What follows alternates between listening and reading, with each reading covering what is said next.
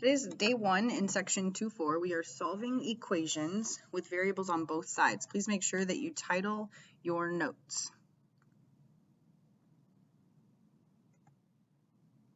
So rules today are a little different than what we've discussed in 2.3. So I do need you to make sure that you copy these down again because again they're different. But it says rules for solving equations with variables on both sides. The first thing that we want to do is simplify both sides. If we need to distribute, we need to do that. If there are fractions to clear, we need to do that. And then finally, we want to combine all of our like terms.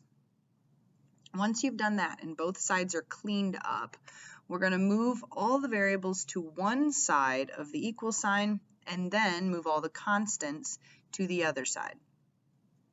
Once we have the variable on one side and the constant on the other, then we can finish solving the equation by multiplying or dividing by the coefficient that's in front of the variable. If that wasn't enough time to write all this down, please pause the video.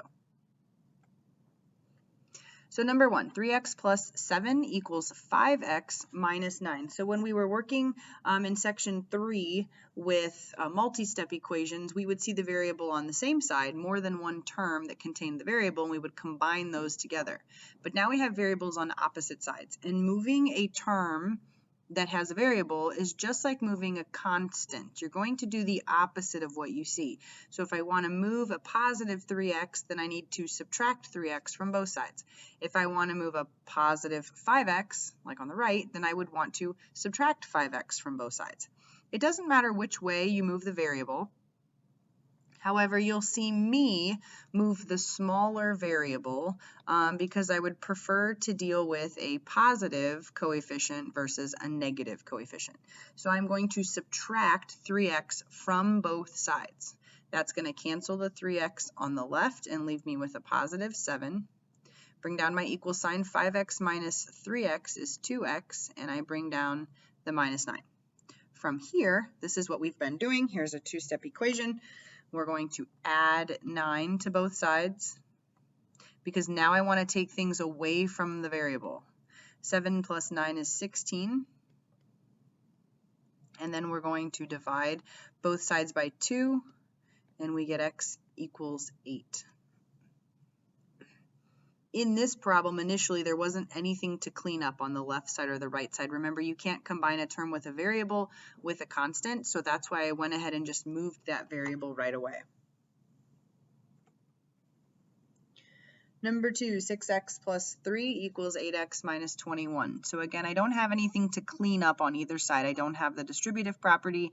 There aren't like terms on the left side, and there aren't any like terms on the right side. I don't have any fractions. So the first thing we need to do is to move the variable to one side of the equation. Again, I can subtract 6x from both sides, or I could subtract 8x from both sides. Remember, subtraction, because they're both positive. You want to do the opposite.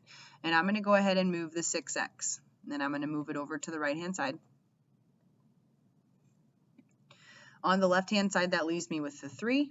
Bring down my equal sign, 2x, and I bring down the minus 21. Again, we have a two-step equation, so now we're going to remove everything away from the variable. We start by undoing addition and subtraction first. So we get 24 equals 2x, and then we divide both sides by 2 and get x equals 12.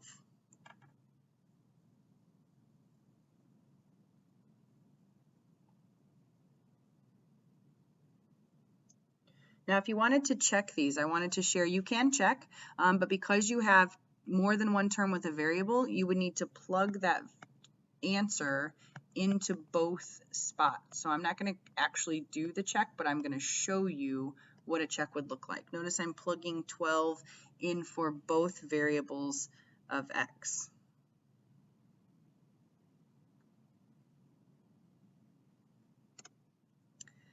Okay, number 3, negative 36 minus 2w equals 8w plus w. So in this equation, I can't do anything on the left-hand side. I can't combine the 36 with the 2w, but on the right-hand side, I certainly can combine these two terms. So I'm going to bring down everything on the left. I'm not doing anything over there. And 8w plus 1w, or just plus w, is 9w. Now I have the left side cleaned up and the right side cleaned up, so I need to get the variable on the same side. -2 is smaller than 9, so I'm going to add 2w to both sides. Oh, why that looks so weird. There we go. Those are going to cancel. I'm bringing down a -36. Pay attention to those signs. And 9 plus 2 is 11w.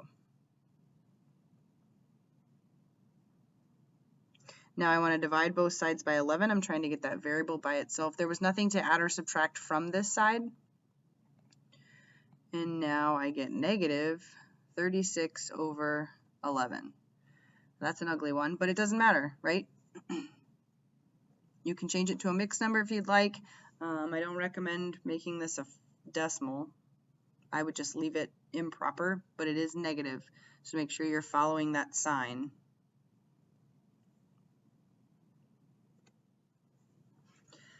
Okay, x over 8 plus 3/4 equals 6 plus x over 2. We have a lot of fractions, so I want to clear those out first before I try to combine any like terms that I might have. It's even hard to tell here. Do I have any like terms? I see an x term and a fraction. Then I see a constant and an x term, so I don't think I even have like terms. So 8, 4, and 2. Think of the least common multiple of 8, 4, and 2, and that's 8. So the 8's cancel, and I'm left with x. My 4 cancels with the 8, and the 8 becomes a 2. 2 times 3 is 6. Whoops, forgot to multiply that. Don't forget to do that. There's a term in there. 2 cancels with the 8 and leaves me with a 4. 4 times x is 4x.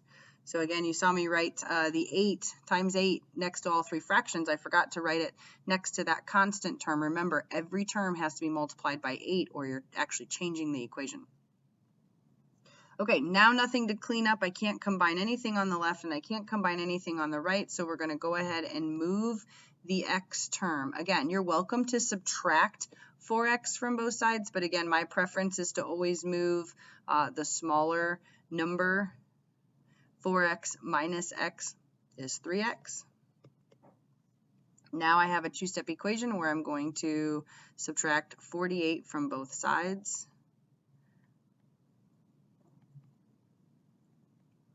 And now I want to divide both sides by 3. And I believe that's -14. I'm going to double check on my calculator. Yes.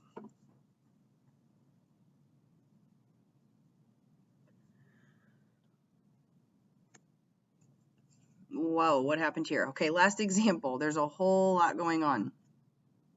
I don't have fractions. I see several a terms. I see some constant terms. I see the distributive property. So I'm going to go ahead and start with that distributive property. Remember, you do need to distribute before you try to combine any like terms. So over here, I'm going to multiply that -5. Remember, that subtraction sign actually means that the 5 is negative. And I'm going to multiply that through the parentheses.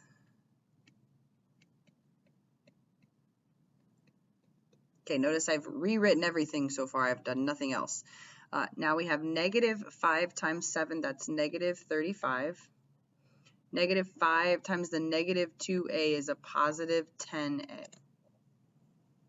Now I do have 3 terms on the left and 3 terms on the right, so I can do some combining here. -6a plus 4a, those are like terms, so I end up with 4, bringing my 4 down, minus 2a. -6 plus 4 is -2.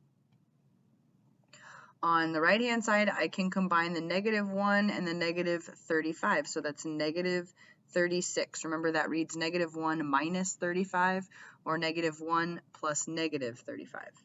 And then I'm going to bring down that 10a.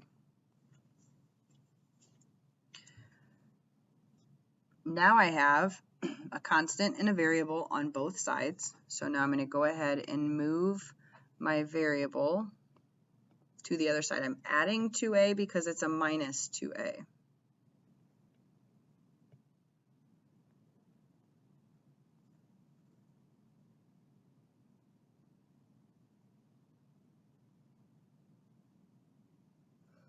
And now I'm going to add 36 to both sides.